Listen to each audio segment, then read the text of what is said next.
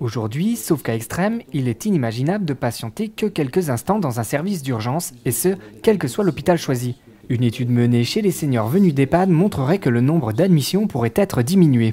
Alors si vous voulez, c'est une étude qui a été menée par le pôle gérontologique interrégional Bourgogne-Franche-Comté, qui a été menée sur tous les établissements, tous les services d'urgence de la Bourgogne. Vous savez qu'aux urgences, on reçoit une proportion de personnes âgées qui est estimée, enfin qui n'est pas estimée, qui est chiffrée à peu près entre 15 et 20%, ça dépend un petit peu des services, et que parmi ces passages aux urgences, un certain nombre ne sont pas pertinents au sens qu'on aurait pu trouver une solution alternative. Faire venir une personne âgée aux urgences, la nuit, etc., c'est l'ambulance, c'est du stress pour la personne âgée, donc ce n'est pas un service qu'on lui rend. Donc si c'est nécessaire, bien entendu, imaginons, je sais pas, une personne âgée qui fait un AVC, un infarctus, il faut bien sûr venir aux urgences, et il faut appeler le SAMU. Par contre, pour des problèmes qui sont programmables, il ne faut pas passer par les urgences.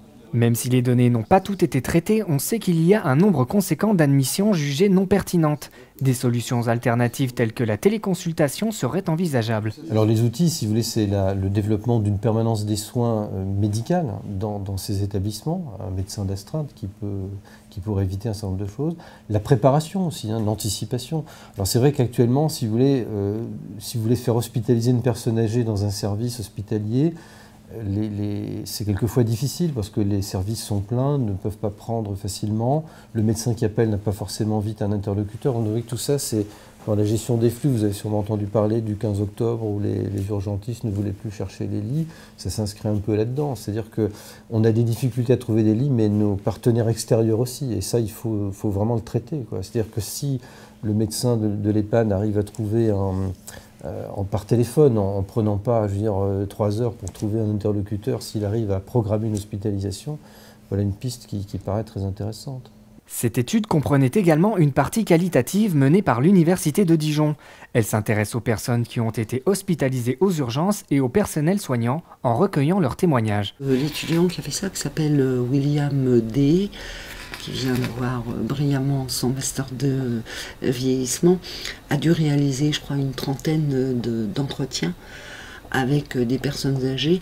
Et on estime, alors 30 entretiens, ça peut vous paraître faible, mais on estime qu'à partir d'une trentaine d'entretiens, tout ce que les gens ont à vous dire, ça a été dit. Donc c'est pas la peine d'en faire 6000, on n'apprend rien de plus. Et donc généralement, on obtient à peu près tout sur un sujet avec une trentaine d'entretiens. Alors il faut qu'il soit bien fait, évidemment. Ce que ce garçon a très bien fait, d'ailleurs, parce qu'il faut savoir mener un entretien. C'est pas une conversation comme on a tout de suite là, un bâton rompu. Ça va au-delà de ça. Vous savez pourquoi vous êtes en train de parler avec une personne et donc vous l'incitez à bien sûr vous parler de cette expérience et pas du minute première communion de sa petite fille par exemple. Donc une fois que c'est bien fait, on obtient effectivement beaucoup de choses. Et si les conditions et la durée d'attente sont bien entendu évoquées lors de ces entretiens, ces personnes ne sont toutefois pas remontées contre le personnel soignant. Ce qu'ont montré les entretiens, c'est que les personnes âgées étaient très compréhensives à l'égard de cette situation, qu'elles étaient admiratives de la population des urgentistes qui se trouvent là, qu'elles étaient généralement bien reçues, que les gens étaient gentils. Généralement, les personnes âgées sont aussi impressionnées par tout le monde qui défile aux urgences. Et on a beau en entendre parler qu'il y a effectivement maintenant un recours aux urgences pour un oui, pour un non, mais là, quand elles le constatent, elles voient que vraiment ça ne désemplit pas. Et par contre, le seul vrai reproche en fait qu'elles font, c'est en fait ces personnes quand elles arrivent aux urgences, elles n'ont pas un caractère d'urgence comme les personnes qui sont ramassées sur la voie publique et qui viennent d'être victimes d'un accident de la route. Donc c'est vrai qu'on a un peu tendance à les mettre en attente. Et pour elles, le gros problème de cette attente, c'est que bien souvent elles ont besoin d'aller aux toilettes.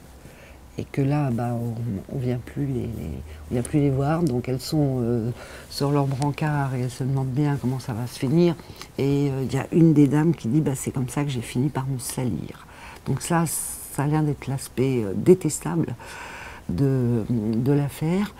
Et puis, ce qui est revenu aussi dans les entretiens, c'est le fait que généralement, elles sont amenées aux urgences, ces personnes âgées, sans avoir dîné. Et puis à l'hôpital, quand elles arrivent à passer, mettons vers 1h du matin ou 2h du matin, si on voit qu'elles n'ont pas grand-chose, on les renvoie à l'EHPAD. Là, elles arrivent trop tard pour le dîner. Et donc, généralement, on est resté sans manger. Donc, c'est cet aspect-là, en fait, qui ressort le plus d'un point de vue du confort, ou de l'inconfort, plus exactement, de ce que ces personnes vivent aux urgences. Une réaction? Un témoignage? Commentez ce reportage sur dijonsanté.fr.